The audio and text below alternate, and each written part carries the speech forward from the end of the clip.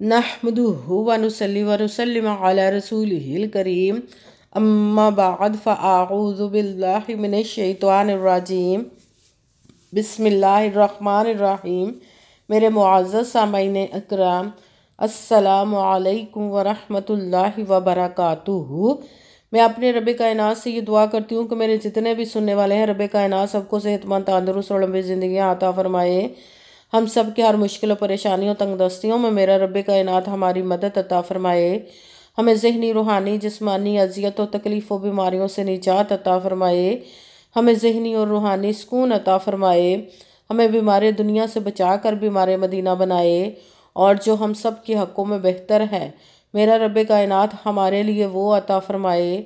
और जो हमारे हक़ों में बेहतर नहीं, उसका ख्याल भी हम सब के दिलों से निकाल दे और हम सब को अपनी रज़ा पर राज़ी रहने वाला बना दे। आमीन सुमा आमीन। माशाल्लाह से आज 17 शबान और एतवार का दिन है।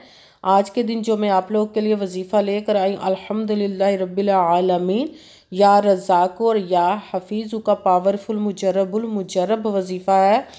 आप इस वजीफ़े को 11 बार पढ़िएगा तो आपकी हर वो नेक और जायज़ हाजत पूरी हो जाएगी इंशाअल्लाह अज़ीज़। रब कायनात के हुक्म से जो आपके हक़ में बेहतर होगी, आप इस वजीफ़े को आज के दिन स्किप मत कीजिएगा, छोड़िएगा मत। जैसे वीडियो मिले फ़ौरन पढ़ ले। अगर फ़ौरन किसी मजबूरी की वजह से ना पढ़ सके तो इस वीडियो को अपने पास सेव कर ले। जैसे टाइम मिले तो आपने इस वजीफ़े को लास्ट पर पढ़ना। ये बहुत ही ख़ास, पावरफुल, मुजर्रब वजीफ़ा है।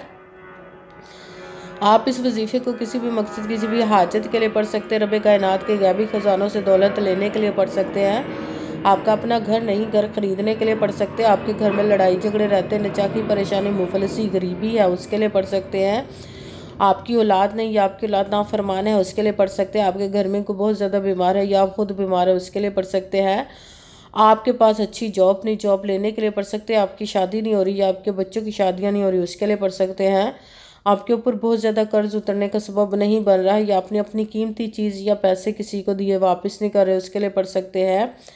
आपका अच्छा भला कारोबार चलता हुआ अचानक से बंद हो गया, उसके लिए पढ़ सकते हैं। या आप घर में, आपकी ज़िंदगी में सुकून नहीं, आपके कारोबार में, दौलत में, रिज़्क़ में बरकत नहीं, उसके लिए पढ़ सकते हैं। आपके ऊपर जादू, टूना, बंदिश, नजरेबाद, हसद, कुछ भी, उसको ख़त्म करने के लिए पढ़ सकते हैं। मतलब किसी भी मकसद, किसी भी हाजत, किसी भी मुराद के लिए पढ़ सकते हैं। मगर जब पढ़ने लगे तो रब कायनात की ज़ात पाक पर यकीन कामिल रख के पढ़िएगा। कहते हैं कि यकीन कामिल होता है, पीर कामिल नहीं होता। और अच्छी नीयत रख के पढ़िएगा कि रब कायनात कुरान पाक में इरशाद फरमाता है, इन्नमल अमालु बिन्नियात, कि जो अमलों का दारोमदार होता है वो नीयतों पर होता है। अगर हमारी नीयत अच्छी है तो हमारा अमल भी अच्छा होता है, और अगर हमारी नीयत ही अच्छी नहीं तो हमारा अमल भी अच्छा नहीं होता। चाहे हम जितनी मर्ज़ी मेहनत कर ले, जितनी मर्ज़ी कोशिश कर ले, हमें उसका फल, उसका अजर अच्छा नहीं मिलता। इसलिए अच्छी नीयत रख के, पुख्ता यकीन रख के, और 5 वक्त की नमाज की पाबंदी लाजमन रखिएगा। फिर इस वजीफ़े को कीजिएगा। और वजीफ़ा करते वक्त आपके दिलों में, जहनों में ऐसा वसवसा नहीं आना चाहिए कि हम ये अमल कर रहे हैं, पता नहीं हमारी मुराद पूरी हो या ना हो। ऐसा हो नहीं सकता कि हम रब कायनात के किसी इसम का या कलाम पाक का वजीफ़ा पढ़े और हमें कामयाबी ना मिले। ये हमारे ईमान की कमज़ोरी, जिसकी वजह से हमें नाकामी मिलती है। आपने सिर्फ अमल करना, उसका फल, उसका अजर देना उस ज़ाते पाक का काम है, क्योंकि उसकी दस्ते कुदरत से कोई चीज़ बाहर नहीं। उसके कुन कहने के देरा और फयाकुन हो जाता है। आपने अमल करने के बाद उसके कुन का इंतज़ार करना। इंशाअल्लाह अज़ीज़ उसके हुक्म से आपकी तकदीर के बंद ताले खुल जाएंगे, नसीब के सितारे चमक जाएंगे। आपकी ज़िंदगी में ऐसे ऐसे मोजज़े होंगे कि आप खुद देख कर हैरान रह जाएंगे। आपको कभी किसी चीज़ की कमी नहीं रहेगी इंशाअल्लाह अज़ीज़ उसके हुक्म से। अगर वीडियो अच्छी लगे तो इसको लाइक ज़रूर कीजिएगा और आगे भी शेयर कर दीजिएगा, ताकि किसी दूसरे को हमारी वजह से फ़ायदा पहुँचे तो हमारे लिए सदका जारिया बन जाए। जो नए हैं चैनल पर, इस चैनल को सब्सक्राइब कर ले, बेल आइकन को भी दबा लें, ताकि मेरी अगली आने वाली वीडियो आप तक पहुँच सके। अगर कोई मुझसे किसी मसले के बारे में इस्तिहारा करवाना चाहते हो, किसी काम का हिसाब लगवाना चाहते हो, किसी काम के लिए वजीफ़े का पूछना चाहते हो, या कुरान पाक ऑनलाइन पढ़ना चाहते हो, महफिल मिलादुन्नबी के लिए बुलवाना चाहते हो, तो व्हाट्सएप का नंबर वीडियो पर चल रहा है, आप लोग मुझसे रब्ता कर सकते हैं। अगर मेरे भाई या बुज़ुर्ग मुझसे रब्ता करना चाहते हो तो व्हाट्सएप पर वॉइस मैसेज करके अपना मसला बता सकते हैं।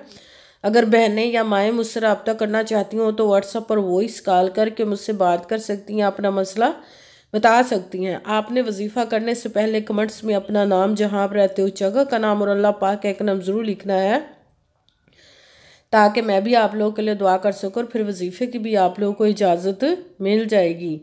आपने वजीफ़ा करने से पहले कमेंट्स में अपना नाम, आपने पूरी वीडियो को ध्यान के साथ सुन के समझ के फिर वजीफ़े को करना। ऐसा ना हो कि वीडियो को स्किप कर करके छोड़ के सुने और फिर कोई बात रह जाए और आप वजीफ़ा करें, ठीक ना हो।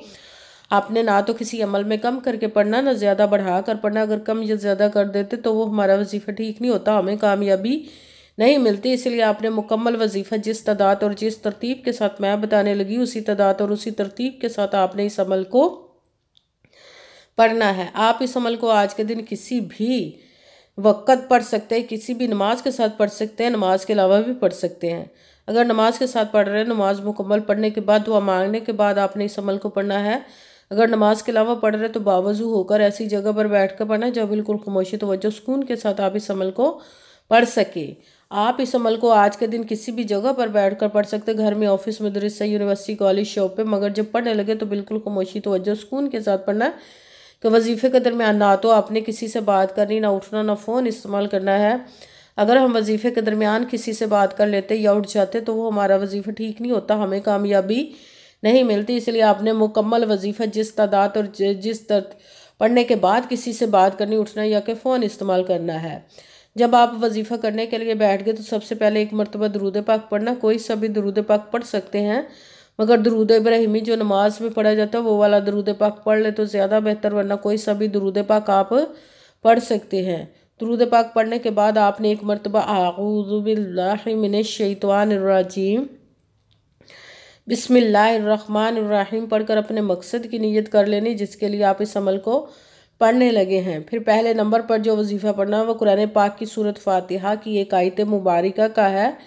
अल्हम्दुलिल्लाहि रब्बिल आलमीन, अल्हम्दुलिल्लाहि रब्बिल आलमीन, अल्हम्दुलिल्लाहि रब्बिल आलमीन, अल्हम्दुलिल्लाहि रब्बिल आलमीन, अल्हम्दुलिल्लाहि रब्बिल आलमीन, अल्हम्दुलिल्लाहि रब्बिल आलमीन। इसको आपने 11 मरतबा 11 टाइम पढ़ना। के साथ दूसरे नंबर पर जो वजीफ़ा पढ़ना है वो रब्बे कायनात के दो इसम मुबारक को मिलाकर पढ़ेंगे तो एक गिना जाएगा, या रज़ाक़ु या हफीज़ु, या रज़ाक़ु या हफीज़ु, या रज़ाक़ु या हफीज़ु, या रज़ाक़ु या हफीज़ु, या रज़ाक़ु या हफीज़ु, या रज़ाक़ु या हफीज़ु। इसको आपने 11 मरतबा 11 टाइम पढ़ना। के साथ तीसरे नंबर पर जो वजीफ़ा पढ़ना है वो पहला कलमा मुबारक का पढ़ना, ला इलाहा इल्लल्लाहु मुहम्मदुर रसूलुल्लाह, ला इलाहा इल्लल्लाहु मुहम्मदुर रसूलुल्लाह, ला इलाहा इल्लल्लाहु मुहम्मदुर रसूलुल्लाह, ला इलाहा इल्लल्लाहु मुहम्मदुर रसूलुल्लाह। इसको भी आपने 11 मरतबा 11 टाइम ही पढ़ना है। सबसे पहले एक मरतबा दुरूद पाक पढ़ा, फिर एक मरतबा आऊज़ु बिल्लाहि मिनश शैतानिर रजीम बिस्मिल्लाहिर्रहमानिर्रहीम पढ़कर अपने मकसद की नीयत कर लेनी, जिसके लिए आप इस अमल को पढ़ने लगे। फिर पहले नंबर पर जो आपने वजीफ़ा पढ़ना है वो कुरान पाक की सूरत फातिहा की एक आयत मुबारका का पढ़ना है, वो है अल्हम्दुलिल्लाहि रब्बिल आलमीन।